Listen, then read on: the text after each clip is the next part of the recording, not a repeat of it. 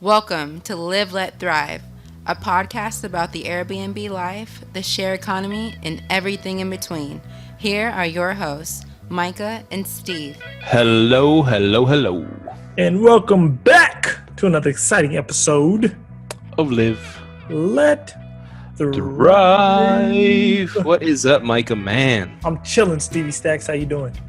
Are you really chilling? I thought you have like a million things going on. I did, but knocking them out. So I'm chilling now. Putting out fires, huh?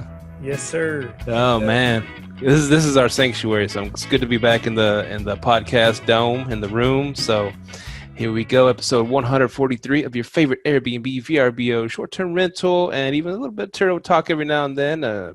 Share economy podcast, and we have a special guest with us today. His name is Jeff Iloulian. I think I said that correctly. He even in his bio he said how to pronounce Iloulian. Okay, Jeff Iloulian is the co-founder and CEO of Host GPO, a community buying group for the short-term rental industry. He has been in the real estate and short-term rental industry for 6 years and has operated over 150 vacation rentals. Before all this, he was in the before he was in the STR world, he was a lawyer. Welcome aboard, Jeff. How you doing? Doing good. Thank you for having me, guys. We got a million questions. Oh yeah, especially after that lawyer part.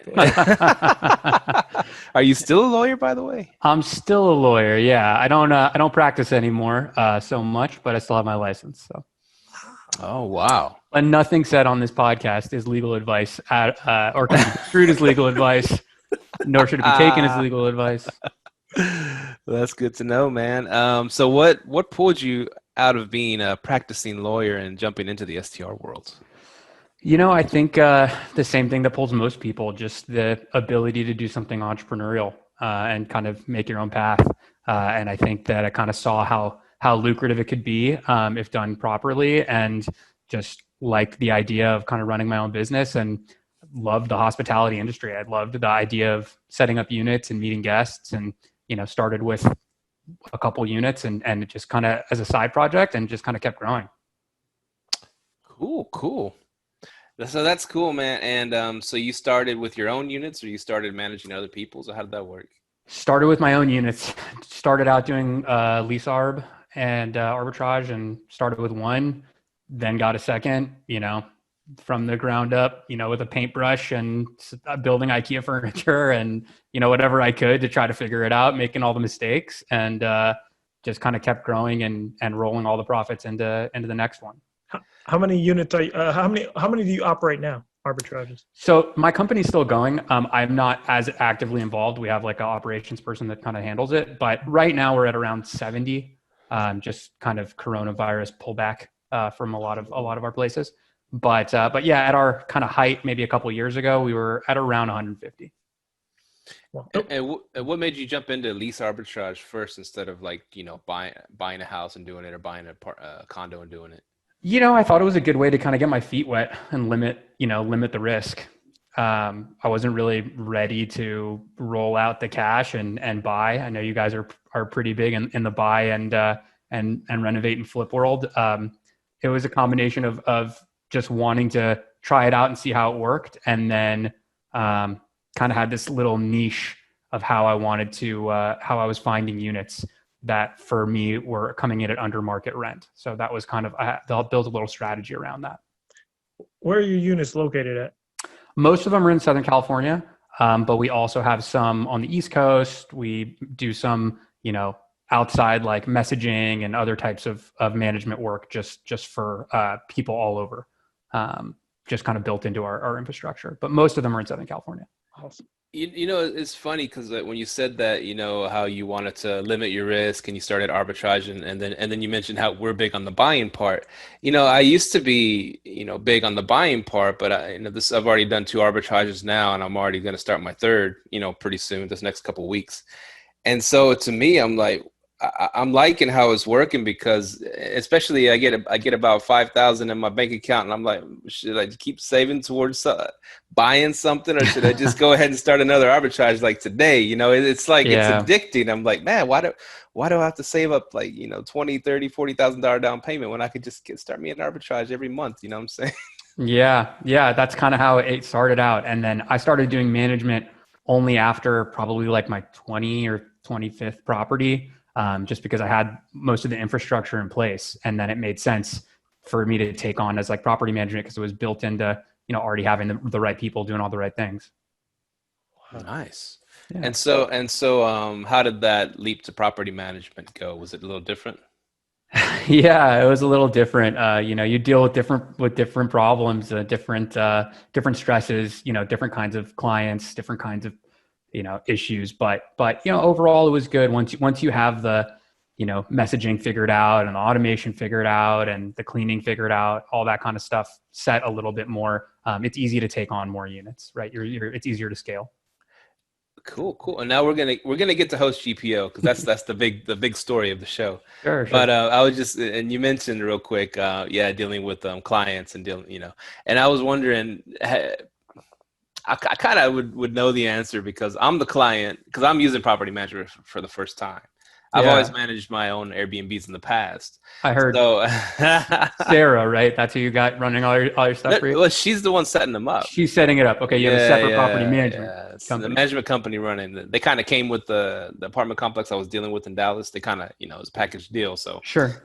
And so I've told our fans, I said, I'd advise against going with the package deal. You know, apartment complex comes with this management team because you really can't fire them if they, you know, not that I'll fire you guys, but you know, if you're all listening, but anyways, I'm the one that's, man, I've done this for a few years now. I kind of know some things and y'all are kind of not doing a good job. You know, do you get those kind of clients that have done it themselves and then they're trying property management and then do they like get into your ear a lot? I mean, I think definitely I've had certain clients like that, but you know, the problem is that if you're dealing with, like, is your situation, are they just doing short-term rental management or they're the building property management? No, they're the short-term rental management. They're the short-term rental management. Yeah. So, I mean, I think, you know, the incentives are aligned, but they're just not as aligned as an owner and would be most of the time. So I think that's why it's kind of hit and miss with property management companies. Some of them are really, really good, especially the ones who, in my experience, have run their own units or are running their own units because they're treating your stuff like it's their own. And it's the little things, you know, it's the getting the fan there or the hair dryer there or whatever it is on the same day to not have to give back, you know, $20 or $50 or whatever. Like, it costs 5 times as much, but it's making that little extra effort that are things that you definitely would do for yourself. But, you know, and you would do if it was a property management client that was, you know, treated it like their own as well. So I think it's just it's kind of hit or miss. It's all about finding a good property manager. I think that if you can, it's really the golden ticket. And I think that it's like finding anybody that's good. You know, you have a really good maintenance guy or a really good handyman that can do a little bit more, that's, you know, able to kind of solve problems on their own. That's worth everything. I mean, you can build a whole business off of that. Thanks. So let's get to you go ahead, Myka. I was going to ask. So we're going to go ahead and hop into the big topic. Yeah. What is Host GPO? Yeah. So Host GPO is a business started about a year and a half ago. It's a group purchasing organization for the vacation rental industry.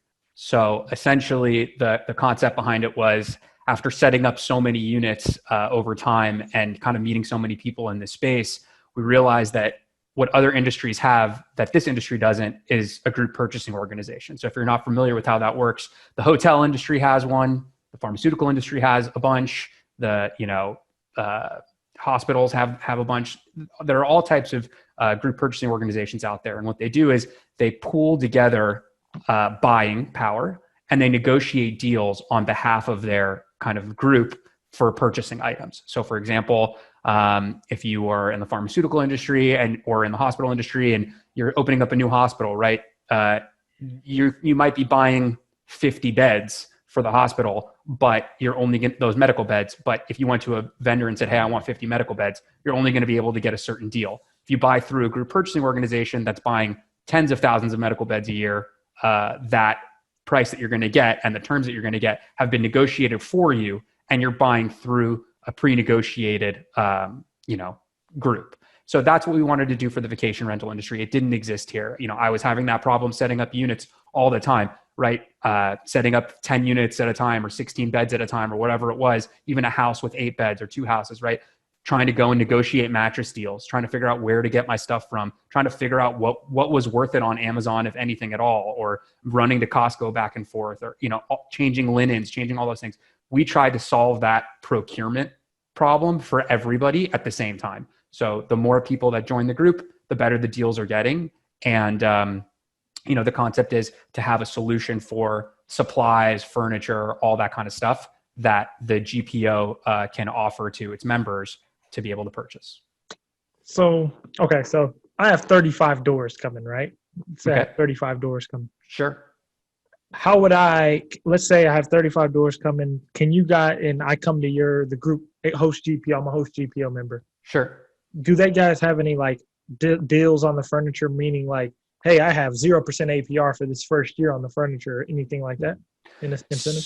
So yeah, it's interesting you say that, because I heard recently that you were talking about furniture financing on your units. So what the GPO does, we have some financing deals with certain vendors. For example, like Home Depot is a company that we partner with that offers financing terms for members that are doing stuff like that. But the real draw of it is that instead of financing it necessarily, we're able to get you, anywhere between 30 and 75% off all of your furniture, mattresses, linens from brand name companies that you're probably buying it from anyway. So yeah, maybe some of the vendors you can finance it on, but some of them you're just not going to want to. You're going to want to buy it outright anyways at 30% or 50% off. Definitely. Coming soon, the Host GPO credit card. Yeah, exactly. One day, maybe we'll do something like that. That's where the real money's at. Yeah, seriously. So how many members do y'all have currently? So we're at just shy of 2,000 members right now. Ooh, make that 2001. I'm on there signing up today, man. I'm signing up today. Absolutely. And so membership is, I looked at it, is free for the first year, correct? Membership's free for the first year, and it might be free for longer than that, honestly. We're going to get to the point where we charge some sort of membership fee, but we're trying to figure out other ways to kind of monetize it, whether it's advertisements through marketing, or whether it's having conferences, vacation rental conferences that we're hosting, right? Those are really the main drivers of what we want. And right now it's still, our offering is very good. There's a lot of stuff on it, but it's not full. We're still negotiating with more vendors. As we grow, as the bridge grows on one side, and we get more and more members with more and more units, we are making more vendor deals for other partners and furniture partners and stuff like that. So we're trying to make the offering as robust as possible before we go to anybody and say, hey, we're going to charge a membership fee. And so go ahead.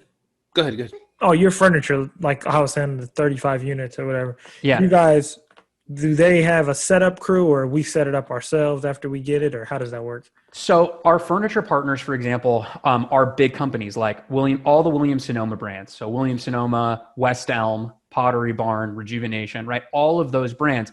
It's the same as though you were ordering from them anyways. Or if you're working with an interior designer or somebody else who's setting up your unit, we work with a lot of Airbnb interior designers. And so they'll buy through the GPO because they're able to get better discounts than even the design discounts or the trade discounts that interior designers get if they sign up directly. So like West Elm, for example, will give you like 15% if you're an interior designer and you have like a license or something like that, and as a discount of buying furniture. We get way better than that.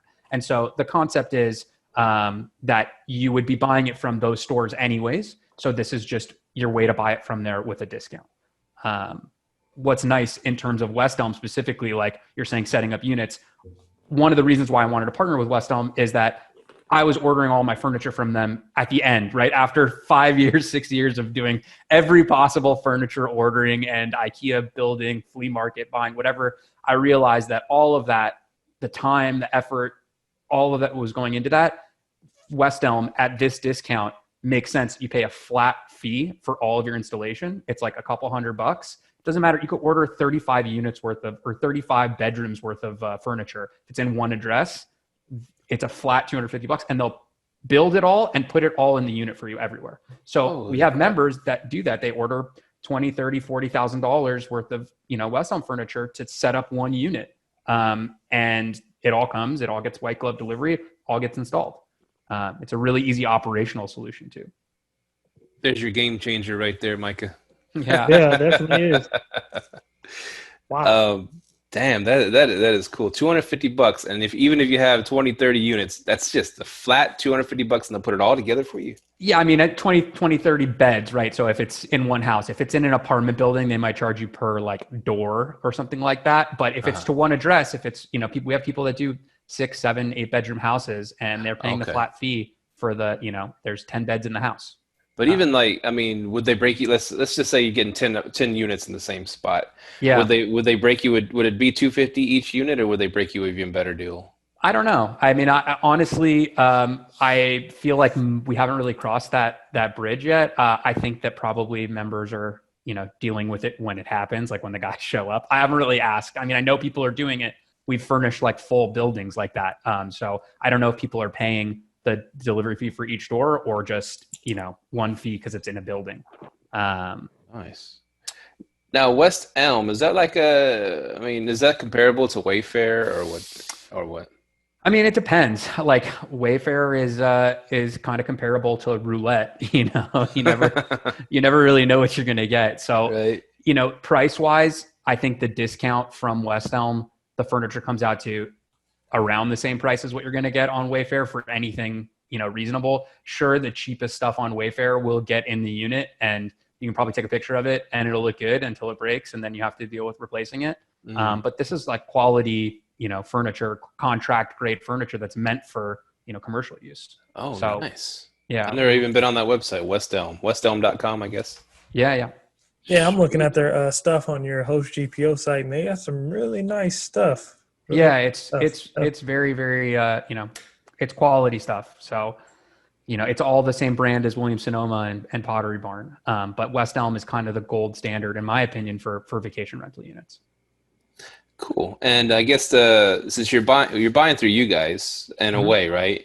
And so what's like the return policy? Are you just dealing directly with the companies with the discount, or how's it work? Yeah, I mean, look, part of how we're able to get these deals that we get is that we partner with these companies and we say, hey, look, we're working with vacation rental hosts. They're professional business companies, and like professional business companies, they're not like your average consumer. They know what they're buying when they buy it. So we try to negotiate away from having return policies for most of our vendors. Obviously, if something shows up and it's broken, then they'll replace it. But we make these deals with the intent in mind of, what you want.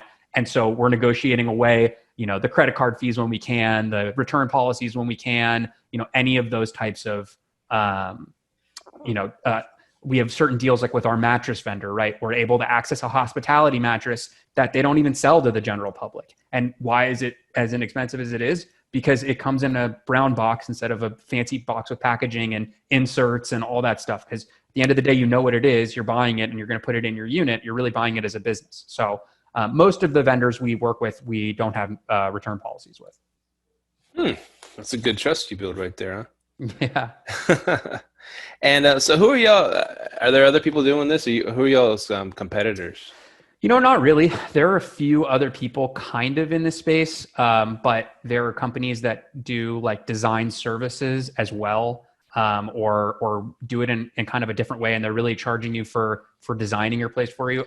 We're of the belief that most people kind of know what they want, or they're working with designers, or the place is so specific, or you don't really want to spend $5,000 on just a designer to come out and do it, or whatever it is. So we're more focused on getting you the deal than a lot of the competitors that are out there. So we're kind of the first people in the space.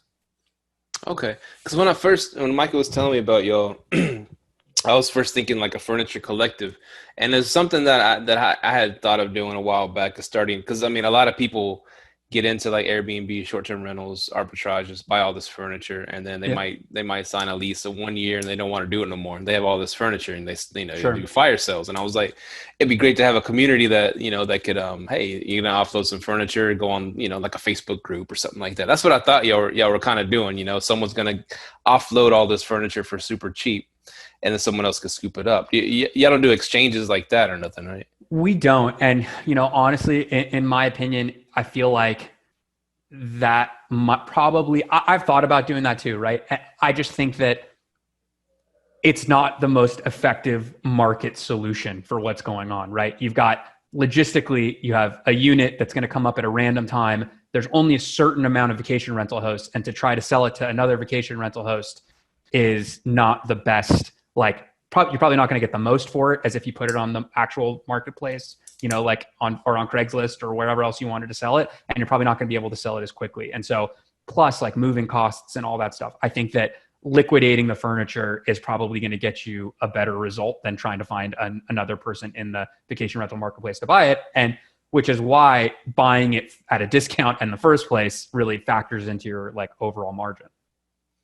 Right. And it is funny because I see kind of like the garage sales going away because it's so cheap to just buy something and it gets shipped to your front door. Yeah, it's so easy to put together and then buying someone's old crap, and it's and like even my designer, I've talked to her. She's like, well, she used to do like you said back in the day, go IKEA shopping, hit up Facebook Marketplace, hit up all these spots, but it took so much time. And plus she had to move all this stuff and then take it over there to the place. It said it's just simpler to buy it from Wayfair and have it shipped to the front door and put it together right then and there. Yeah, no, I think that's 100% right. And I've spent so much time with, my employees and my other, company at the beginning, especially building furniture from scratch, and spending 2 days putting together IKEA furniture. And that's 2 days of rental revenue. That's not even worth, it's not even worth it. Perfect. So, when you start to look at things that way and you realize, hey, you know what, I can just go on Host GPO and, and purchase everything from West Elm and it's going to be around the same price as IKEA plus labor. It becomes a no-brainer, and you're getting way better quality furniture that looks better. You're going to rent for more money nightly when you have a nicer unit, right? All of those things come into play. Less maintenance, less replacement of stuff. It's, it kind of starts to make sense when you look at it that way. Nice. Yeah. Now, Murphy beds, you found a way to get those cheap? We have a lot of different partners that have different items, like rollaway beds or like coming out of the wall. Coming out of the wall. I want Murphy beds everywhere. You want Murphy beds everywhere? You trying to stack the unit with 40 Murphy beds? Exactly. This is my 800 square foot 9 bed. Yeah. Funny you said that. Jasper from Get Paid for Your Pad. Okay. No. Yeah. Okay. It's another. It's like the biggest one, the STR show. And okay. It's been around for a while, but anyways, he's kind of like over there in San Diego with a group of people that have they're renting this house on there from Airbnb that has 11 Murphy beds in it.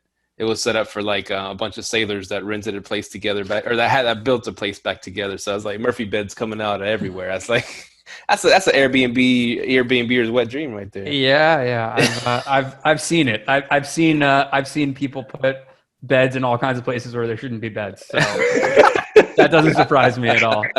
You could put a bed in there, people are going to do it. So that's cool. So this furniture place, they have the full shebang, like your kitchen supplies, everything.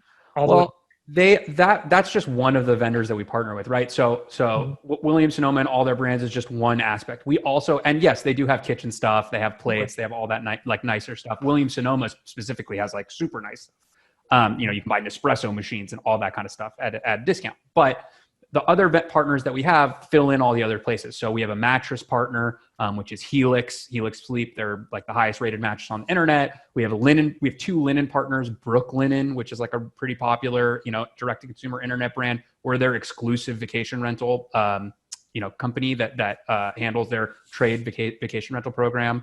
Standard Textiles, which is one of the largest linen companies in the US. They're selling to Hyatt, Marriott, all of these big companies. And we're going to them and saying, hey, look, collectively, our members, we have just Host GPO. We have around 60, 70,000 units between all of our members. So, we're bigger than most of the big hotels. So at that volume, we're buying it, the same prices that Marriott's buying their sheets at from the same company.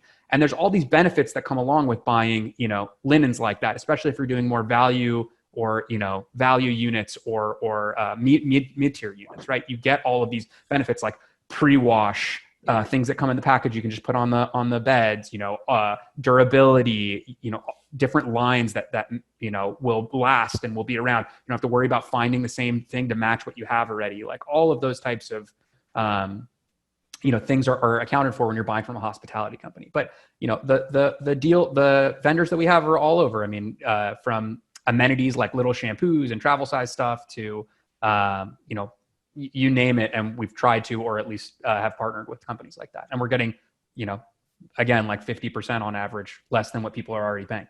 I will definitely tell everybody, our listeners, definitely go check out the podcast, but the website, HostGPO.com. I'm talking, they have 40% off mattresses. It's like $755 off, man. You definitely want to go check this out. Yeah, it's the deals are pretty crazy. And it's just a function of the fact that we're buying in such volume. Rugs is another really good one. Right? Rugs you replace all the time in your unit. So we have a really great partnership with Rugs USA. 65% off. Wow. Yeah, it's pretty crazy. So, and y'all are an international company? Yeah, right now we're in Canada, the US, and Mexico. Okay. And we're hoping to, get to Europe. Maybe by that, things kind of got slowed down this year, but we're hoping to get over there soon. Speaking of that slowdown, so like you cut back units, right? I cut back units in my own business, yeah. Okay, so did you just cut leases? You just cut leases, right? Yeah, cut leases. I mean, we were month to month on most places for my leases. So, and we had a lot of escape type clauses in our leases. Hold on. You do month to month leases? Yeah. Wow. How does that work for you? You liking it? They want me in there, right? That's the mentality. It's not, hey, I need to lock myself in here. It's you want me in your building. I'm the best tenant you can have. I like how those are the deals that we make. So, we've been working with a lot of our owners for a long time. So when you roll up to a place and do month to month, you grabbing multiple doors? Yeah, we're grabbing the whole building if we can. I love it. Yeah. But it's a mix. We do apartment buildings, we do houses, we do low end, we do really high end stuff, like super luxury stuff. Mm-hmm. So that's like a different approach from what we've heard from like big time arbitrageurs, because most of them want to sign like a 2 or 3 year lease.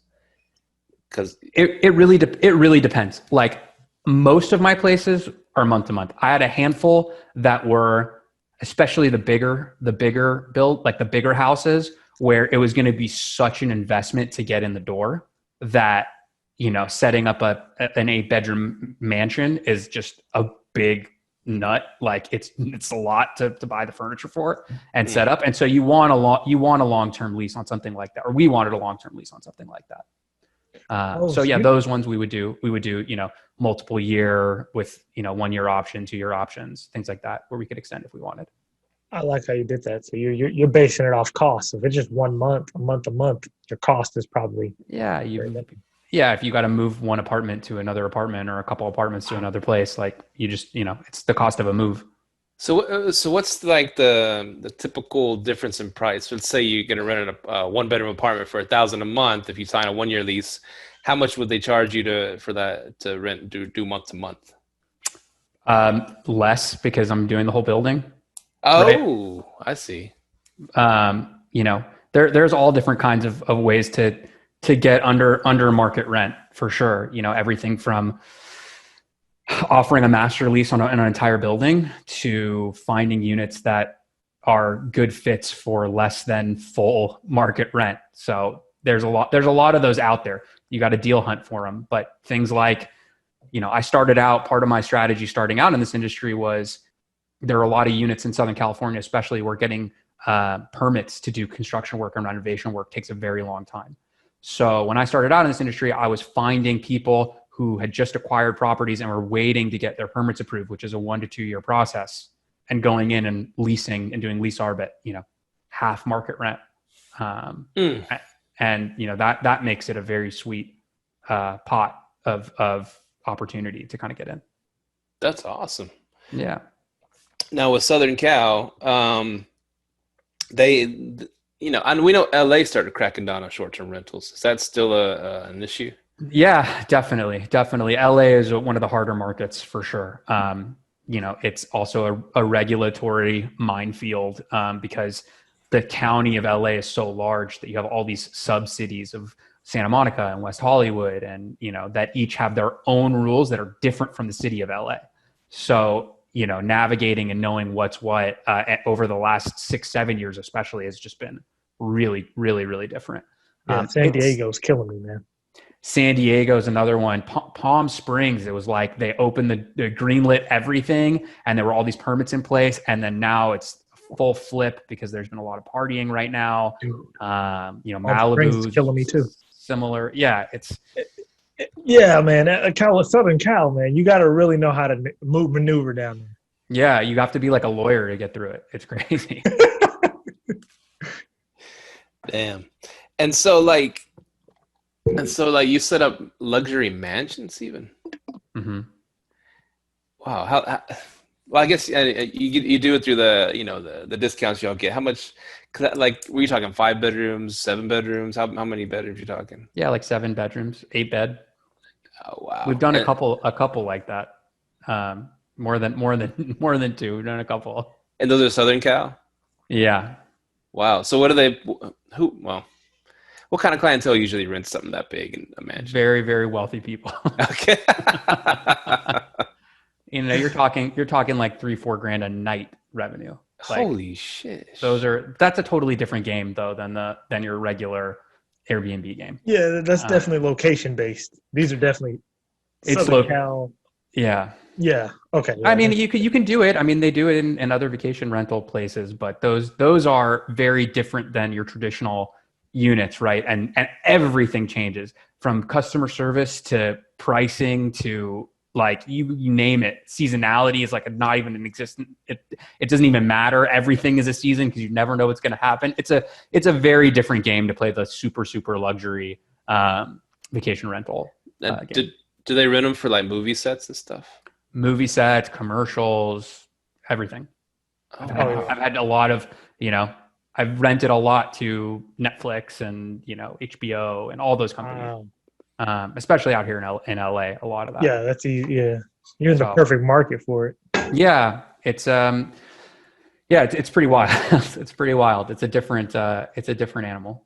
So you can't put no IKEA furniture in a spot like that, right? You can't. But the truth is that even in my units that we're renting for $100 a night or, $80 a night, I saw very quickly by doing, A/B testing, by having 10 units in a building or 16 units in a building and doing half of them with IKEA furniture and half of them with, nicer, I saw over the years just the difference in revenue was so stark.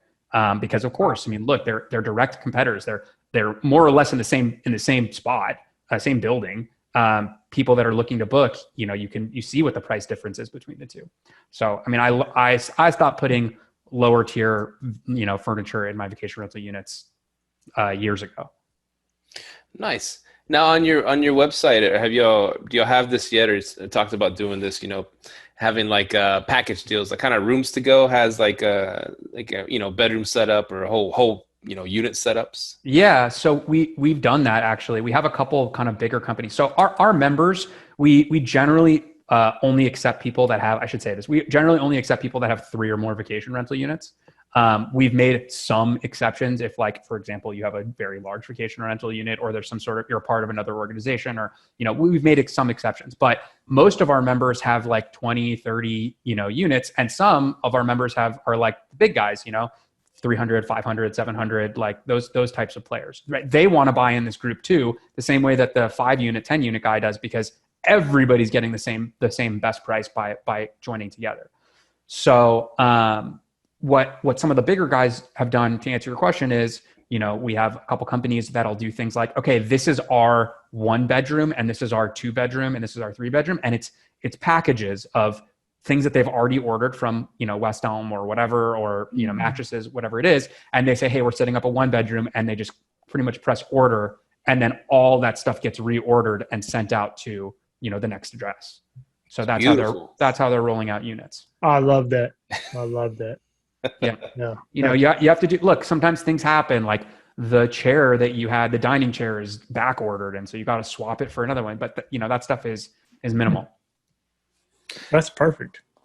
Now, when COVID hit, how long has this business been going, first of all? So we started at the end of last year. I mean, we started like getting these deals and negotiating these deals a couple of years ago, but we piloted this business probably like September, October of last year. And we piloted it by calling, people that we met at vacation rental conferences or friends that we'd met through the industry, and said, hey, can you just try it out? We want to do a dry run and see what happens. And then in February, we were like, started to really kind of go out and tell more people about it. And then in March, we just stopped because it was so, people were so worried about what was going to happen. It just didn't make sense to like actively be going out and, marketing to people. So we kind of just, let those people that had already signed up keep ordering, and it grew organically on its own. A lot of referrals. We have a lot of referral business. And we don't really market at all. It's just stuff like this and referrals. And it's more than we can handle, honestly, in terms of signups and bringing people in, but it's a great place to be. And I think probably in July, August, September, when things started opening up and the industry started bouncing back, that's when we really started to get a lot of signups. So we've pretty much doubled since July. Wow. Yeah, because that must have. I always heard people that were doing arbitrages around that time that it took forever to get their products. When COVID hit. That affected your business a lot. Not really. Our members were super happy because a lot of our deal terms that we have are things like, for example, our Home Depot institutional account. It's not the normal Home Depot. It's with Home Depot's business to business. So it's a different source of product. So when the normal Home Depot has restrictions on how much toilet paper you can buy and, sanitizer wipes and things like that, and masks and gloves, the business to business stuff had plenty, because it's a different supply chain. Right. So, the same thing goes for certain vendors that we have. Our members, because they're part of this larger group, we get priority on things like shipping, on things like, if there's only a certain amount and certain orders come in, we get bumped to the top of the line. So your stuff goes out first. These are just part of the perks of, being a part of a bigger group. Collective bargaining.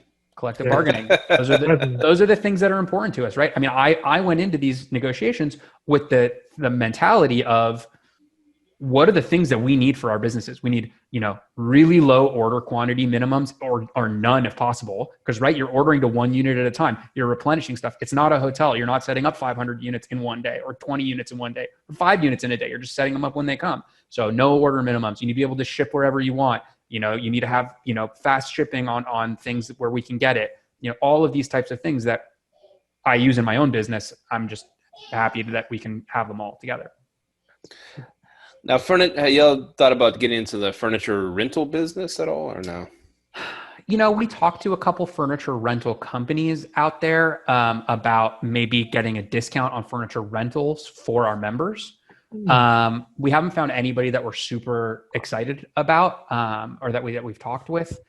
We've had a couple people that are in that space, but they're not really national. And so we try to only work with people that have national or international distribution, because even if there's a really good company doing furniture rental in Southern California, that's not going to do anything for our members in Boston. Mm-hmm. Or same thing goes for anywhere else. And so, we haven't made a deal with anybody yet, but we've thought about it. I still believe that buying furniture at this discount is, if you're going to have it for 6 months, it's probably worth buying it. Purchasing. Yeah. Cause it might get destroyed anyways from the guests, right? Yeah. I mean, it could happen. What other avenues are y'all branching into besides just the furniture? Yeah. So, I mean, look, we've started to kind of, the next step is finishing out like the offerings for the unit. So we're in talks with a couple art partners about getting art discounts. West Elm has art, but there are a couple other companies that we're excited about maybe bringing on board, because art is something it's really expensive. It's like, have you ever thought about the fact that buying a new TV and putting it on the wall per square inch is cheaper than most art you're going to buy? That's crazy. Fact. Isn't that crazy? That's so crazy. like, I was doing that on my units. I was just putting TVs all over the place. I was like, sure, this bedroom can have 2 TVs. Like, I don't know. I don't want to buy a painting. Like it doesn't make any sense. So we're trying to find art partners that are more reasonably priced. So that's one.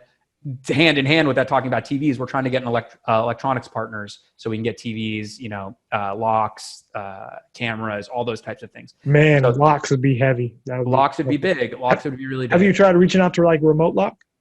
We've talked to a couple people. I don't really want to say who we've talked to yet. Okay. But the issue is like, do I partner with just a lock company for us, or do I partner with like, a Best Buy or somebody like that, where it's like you get all your stuff in one place? So we're still figuring that kind of stuff out. And then, like long-term goals here, to be a traditional GPO, where it's like, okay, cool. Now you're a part of this GPO. You get a discount on your internet bill. You get a discount on your wireless bill. You get a discount on your, all that kind of stuff, which is really, this industry has not, for how big it is and how much money's going in, and Airbnb IPOing and all this stuff, this industry does not get treated like a business at all. Everybody's like, oh, like, that's so cute. You like have an Airbnb and like, and it's like, look at you guys, you guys are you're the business. You're like the Robin Hood snacks of the short-term vacation rental industry.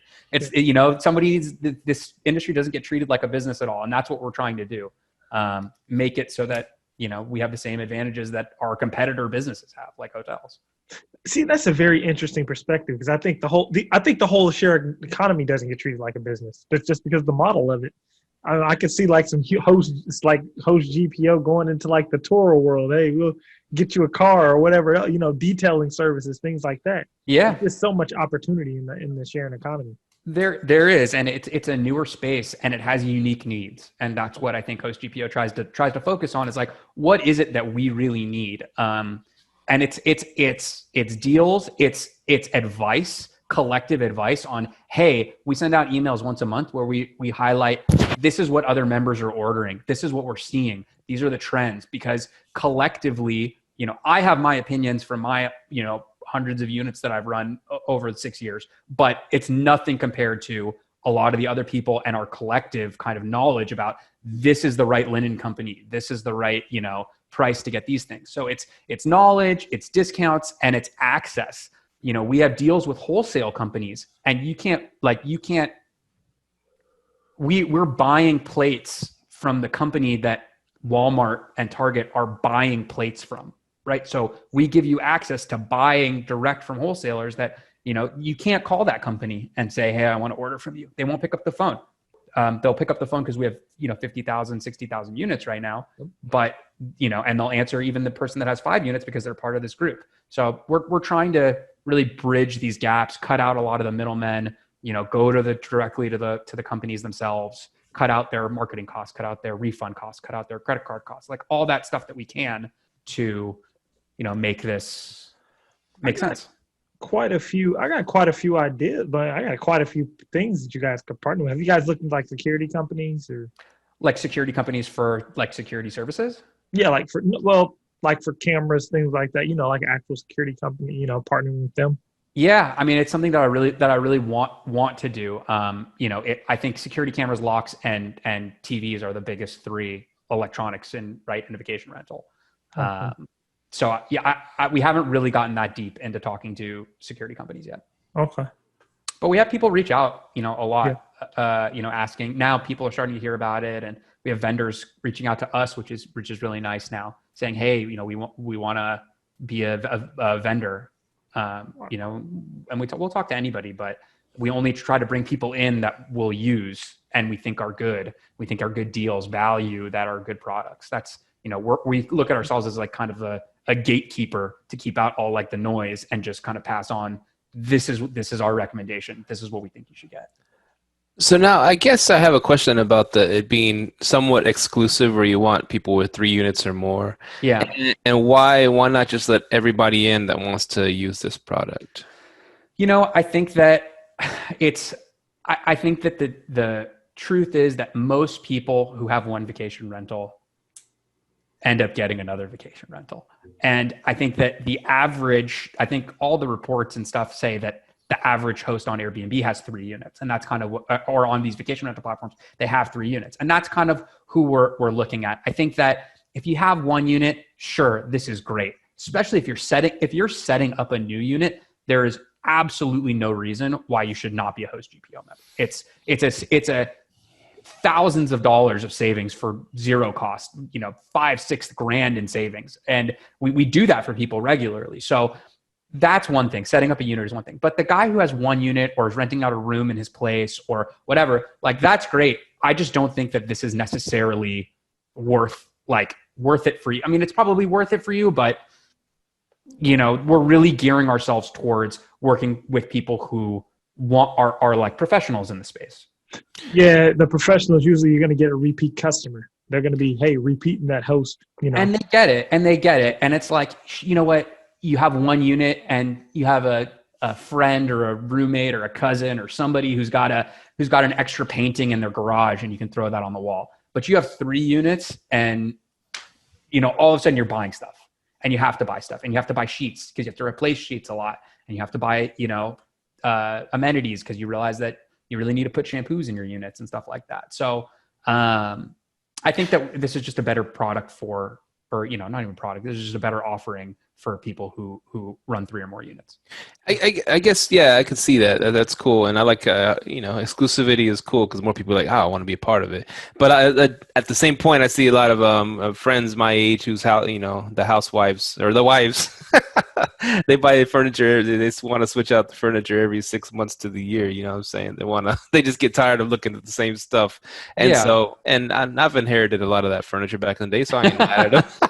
And I've furnished my Airbnbs with it and back in the past. But I just see I see exclusivity would be cool too.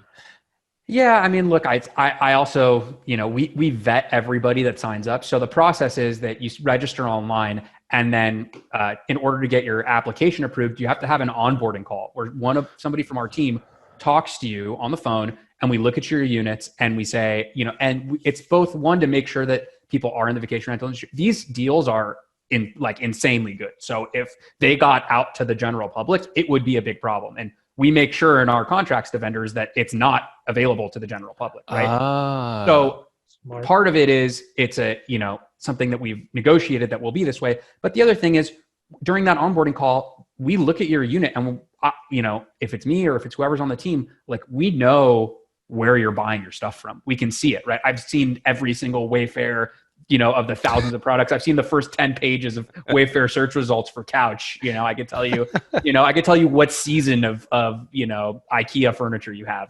But like it's we look at it as a way to talk to people, get to know what their problems are with their business and their buying, and say, well, what is the issue? Is it price? Is it this? Is it where it's come from? You don't like the product. It's not good enough. You want better quality. You want work. So we look at it as a way for us to kind of, bring people into the community and kind of help them with this collective knowledge. Jumps out at me, and I'm sure y'all might have thought of something like this in building your site. It might already be there. Like I said, I'm not in yet. Sure. But like maybe a social and networking aspect, not all full blown, but just to where people can see who the members are and what their units look like and get some inspiration. Be like, wow, they click on that. I want to do what they're doing. You know what I'm saying?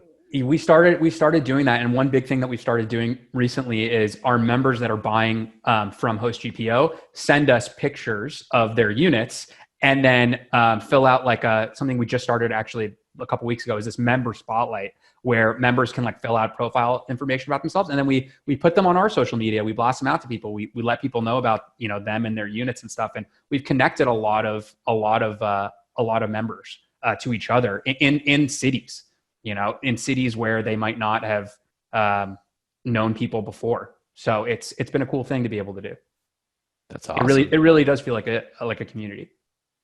If you send me one of those cool shirts, I'll wear it on the show next time. Oh, I can send you one. Let me write that down. Sweet. I get a discount on a lot of things, but not shirts. But I'll send you one anyway. Purple, baby.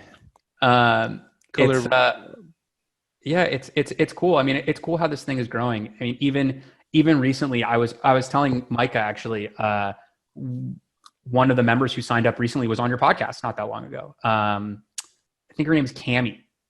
Oh yeah, Cammie. Yeah. So that was cool that we were just randomly chit chatting, and I was, mentioning that I was going to come on Spot. She's like, "Oh, I was just on that podcast." So, the community is pretty small, especially when you get to like the professional space. And this is really, a way for people to kind of get together. Yeah, me and Myka have stayed at random spots around the country and be like, "Oh, y'all are, the host of Live Let Thrive." It's like, kind of cool, man. It's kind of cool. I think it's great what you guys are doing. Honestly, I think your podcast is great. Yeah, it's pretty cool when you go somewhere and people know who you are. Like, feel like a celebrity. He like came and said, "Oh, let me make sure everything's here for you." I'm like, "Oh, okay, cool." You're like, "It better be, damn it." I'm going to talk about you for an hour next week. Yeah. Yeah, you don't want to be on our bad side. Yeah. I mean, on our Friday night episodes, when we have some drink in us, we might get a little off the rails. But it's a Monday ep. We got work tomorrow. Yeah, we might have to do another one then. Oh yeah. Definitely. A Friday night one. Friday night. Yeah. It gets lit. Oh man. Yeah, man. I'm definitely loving what you're doing here. I like that I actually like the exclusivity thing. Then you keep a certain brand in there, a certain market in there. But yeah, I'm loving it. I've already signed up. I'm already a member. So yeah, go ahead and sign up, become a member, guys. And it's funny. I mentioned the T-shirts, but with the exclusivity, people might actually buy it. Hey, I'm a Host GPO member. They might go for that stuff.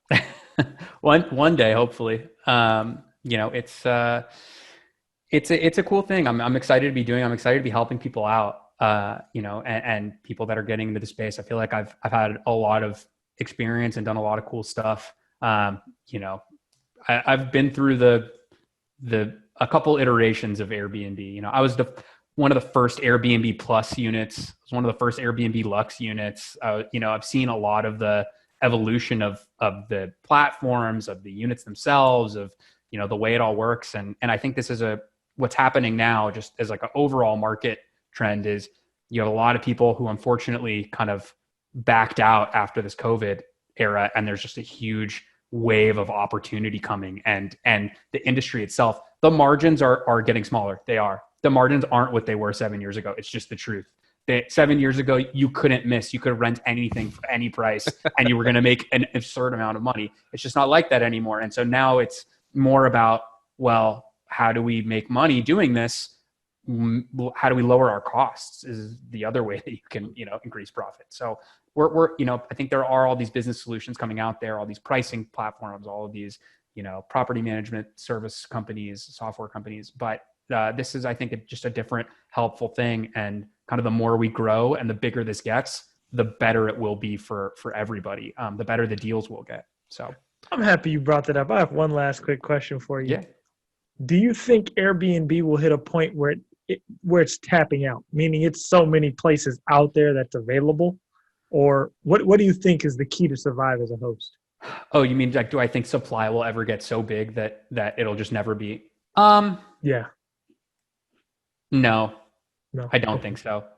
I think that the market will just react. I mean, it'll happen naturally. If that happens, there'll be a market correction, right? If the supply gets way too big for the demand, units will drop off, and it'll just be a matter of kind of holding on and differentiating yourself. I think a lot of the things you guys talk about in general are really good advice for people. Branding, diversifying, taking direct bookings, like all of those things are really, really important factors that if you're already on that train, you don't know how it'll help you, but it really will in an innumerable amount of ways. Whether it was if COVID happened and you were taking all your bookings on Airbnb, and then all of a sudden you weren't set up to take direct bookings and you weren't on VRBO and you didn't know all these other things, right? That's a really hard pivot to make in a tight pinch. But, I think that people that are taking this kind of seriously, that take pride in hosting, that enjoy it, that, take the extra step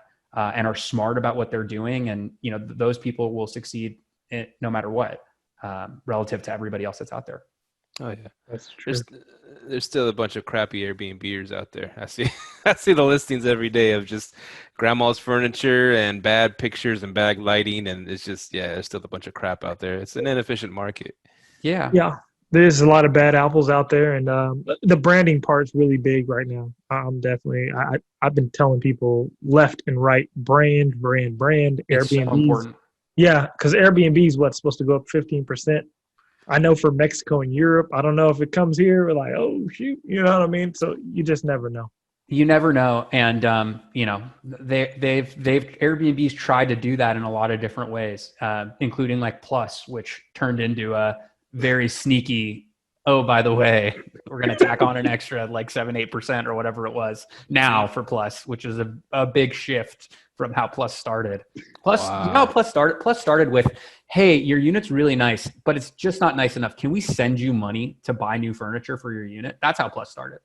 That was iteration like 1. And then there's been like multiple iterations from there. But now it's, hey, can you pay a designer to work with you and buy furniture from, House and have it installed in your unit? And by the way, it's going to cost you $8,000 to paint your house, and we want you to do that to get them. It's a different thing. Mm. I have a question on that. Now, if you're doing all that, what's the return on investment? Is it worth it? I don't know. It depends. It depends on what you're doing already. So they'll tell you yes, and maybe it is. If you have a unit that really needs that kind of love, and they're coming in and really fixing it up and helping you to get it to the next place, sure, even with the 7% or whatever it is extra fee, you'll probably come out ahead, because there's all these other things too. I mean, they're giving you free, essentially search engine optimization on their platform, right? You're going to be the first unit. That's what Airbnb is, just a marketing platform. It's just Google for listings. So they control, their biggest asset is they control where you fall. So you forget about if they charge percentages or not. Like they could charge you they could start charging hosts who want to like be first on page 1. That's another monetization thing they could always do. But like you're saying, taking yourself out of that place, taking yourself out of being controlled by one company and setting yourself up to diversify is, I think, really important. Great advice, man. We appreciate you hopping on, man. It sounds like a great deal for a lot of our listeners. And so, of course, where can people find you? HostGPO.com. Register now, sign up, and the last step of the sign up is an onboarding call, and we'll happy to talk to you about kind of how everything works and show you around the website. And I think this would be a really big benefit to a lot of your members. So we're looking forward to kind of having this community keep growing and having more people join. Cool. I'm signing up right now, man. I'm looking forward. Who's going to call me? If I see you come in, I'll call you myself. Oh, cool. Perfect. Show you my units. Yeah, I've seen it. The Green Dream and the Bluebird right now. Yeah. That's another one that Sarah did. You can tell it's got a Wayfair everywhere, but it looks cool. Yeah, no, absolutely. There's there. It's not like there's not good stuff on there. It's just like you never know. Right. I've literally ordered things from Wayfair that showed up and they were like children's size. Like I ordered nightstands one time and they didn't even come up to the bed. They were so small. It's like that kind of stuff is just not worth it. It's just not worth the hassle. but art does transform a room, man. I gotta throw that out there. It does look really nice. Yeah, absolutely. You gotta I think later in my unit setups, I started doing a lot more themed units, right? Or just like a hook. Like every unit should have a little bit of a hook, in my opinion, to differentiate it, whether it's a color or a genre or a whatever. I mean, we have members who are down in Orlando who are doing legitimate Star Wars, the whole thing, or Harry Potter, the whole thing, and their units are amazing. But you got to find a way to stick out in the crowd. Sweet. So thanks for hopping on, Jeff. Yeah, it was great talking to you guys. We look forward to a Friday night episode with you in the future. Yeah, anytime. Let me know. What's your drink of choice? Ooh, for a Friday night, whiskey. Oh, I love I whiskey. like the way you do business, man. Yeah. I've been having this real strong Crown Royal, the peach Crown Royal kick. Man, that stuff. All right, I could do a night. We could do a Friday night follow up one day. We'll do horror stories where I can tell you all the crazy stuff that's happened in 150 units. Oh, hell man. yeah. People love that shit. Oh, yeah. Yeah. Well, cool, man. Thanks for All right, coming guys. on. And we'll Yeah. see you soon. All right, take care. You too. Bye. All right. So that was episode 143 with Jeff. I'm not about to butcher the dude's last name, but that was a good, Iloulian. yeah, it was a Iloulian? good. What'd you say? I can't tell you yes. Yeah. Iloulian, I think. But yeah, I actually already joined the Host GPO. I haven't used it yet, but I will plan on using it because I got a few units coming up, so I plan on using it. But yeah, that was a cool episode. Very cool episode. I liked. See, and I love that there's so much that hasn't been done with the short-term rental and share economy space, and that was a great thing to think of right there. Yeah, there's a lot of inefficiencies in the market still. Yeah. And like you said, you mentioned earlier, I mean, we worried about, this market getting saturated, bunch of people jumping in. But a lot of the people that are jumping in, most of them are going to they ain't going to last very long. You know what I'm saying? Because they're going to try it out. They're going to get the first bad guess. They're going to say, screw this. And then I ain't never written again on Airbnb and jump out. So, but the cream does rise to the top. Mm-hmm. And so if you're ordering the best furniture, really good furniture, really good photos in a good area, I mean, I think you'll be all right. You'll be all right. Right. Yeah. And that's what I was wondering. Like, hey, do you ever think it'll tap? And I don't think it is either, but it's interesting that, I've been getting a lot nervous lately about starting one because of of the impending lockdowns happening again, because of COVID. But I was like, I'm happy you brought that up. Yeah. So they just shut down my hometown for 2 weeks, where I'm really from, Oregon. As a matter of fact, not the hometown, the state. They shut down the whole state for 2 weeks. And it is very important to actually look at stuff like that. And I think we've said it before. Be careful. Like, if you have Airbnbs in blue states, I mean, they're the ones shutting shit down, But, I mean, yeah, I would be very, very cognizant of the market that you're in when it comes to that, if you plan on expanding.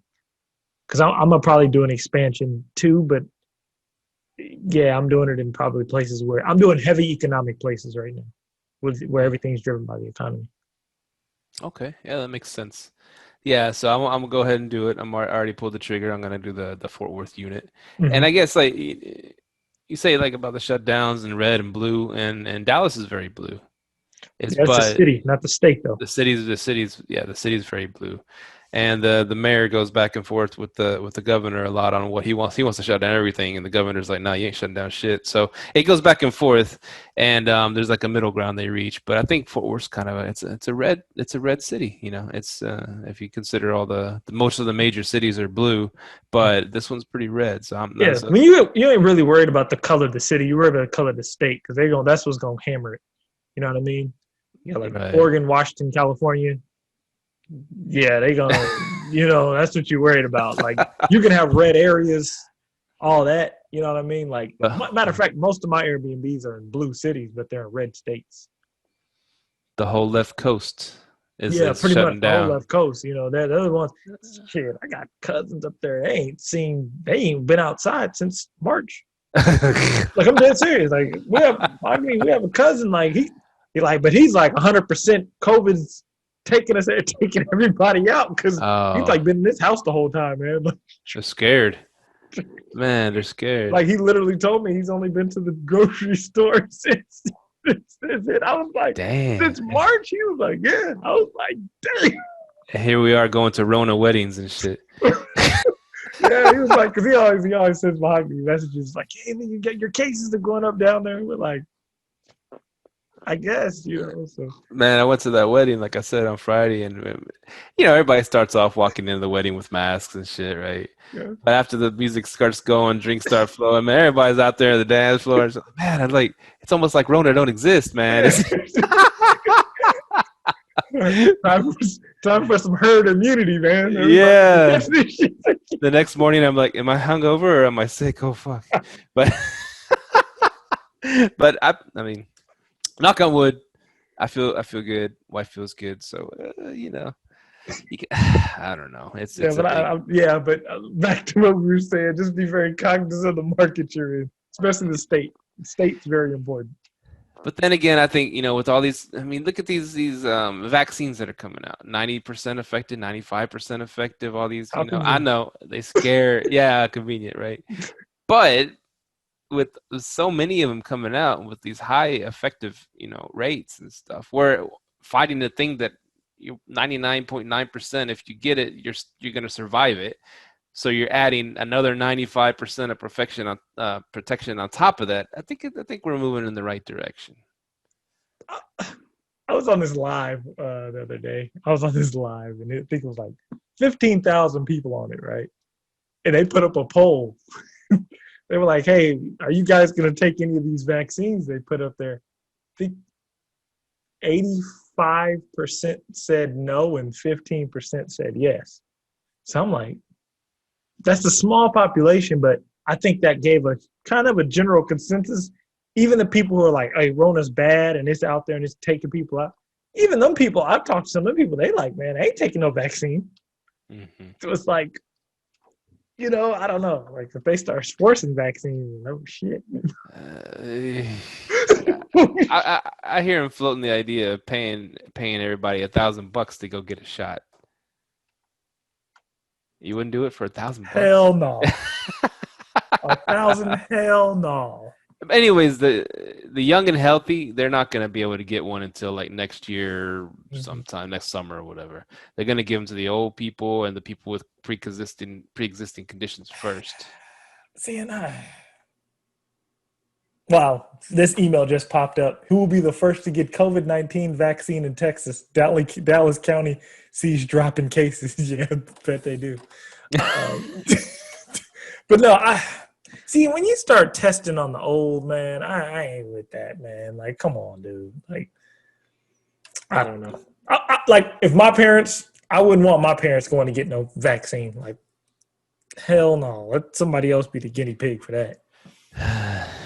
It's a tough deal, man. It's a tough deal. It is. But it's a tough one. It's gonna get better. It's gonna get better. Yeah, definitely. It is. It is. Keep investing with confidence. I think smartly, and we'll be sitting pretty at the end. I think that is true. Make sure you buy you some Pfizer and Moderna, and another one just hit the market, and I got it on my list. I'll go ahead and actually tell y'all. These are the stocks I've been buying, man. And if you buy any stocks with COVID vaccines, they'll do some good for you. AstraZeneca. That's the next one. So that's the big one right now, I heard. Yeah, that's the one that's coming. Yeah, so I was there on my list. Yeah, you ain't gonna get the shot. You're gonna profit from the shot, though. Yes, sir. You get the shot, I get paid. No. And everybody gets the shot. You won't catch Rona, right? What about flu shots? Do you believe in regular flu shots? You ever get those? I haven't ever got a flu shot. Okay. You? I've gotten them before. Like when I do like a regular physical, they'll ask me, "Hey, you want to go ahead and get a flu shot?" Yeah. Shit, might as well. I don't go out and search for them, but if I'm already there, yeah, might as well. Yeah, go ahead. Yeah, I was at the I was just there at the I just had my physical about a few weeks ago, and they asked me. I'm like, nope. But she asked me. She goes, "Do you regularly get them?" I was like, "No." She was like, "Oh, you're fine." Okay. Yeah, if you don't regularly get them, you're good. Yeah. Yeah. To each his own. Yeah. Well, cool, man. It's a good episode. Great episode. I'm signing up right now for this this beautiful company, Host GPO, and let's get some Arby's going, some arbitrizzles. Let's do it. And that is episode 143 of your favorite favorite Airbnb podcast. You can catch us on Instagram, IG. We're mainly on IG now. And then you can email us, liveletthrive@gmail.com. Call us 469-530-0239. And all that information is below. If you're on YouTube, in the description, you can call Steve directly. And keep living, letting, thriving. If you're in a red state, expand. If you're in a blue state, watch your shit. Oh, smash that subscribe button. Yeah. Bam. Hit the subscribe button. We drop gems every day. And thank y'all for continuing to listen to us, man. 100-some episodes. We almost to 200. Thank you. Peace. Later. Thank you for tuning in to this week's episode of Live, Let, Thrive. Be sure to tune in next week for all the latest in the world of Airbnb and all that entails. Bye-bye.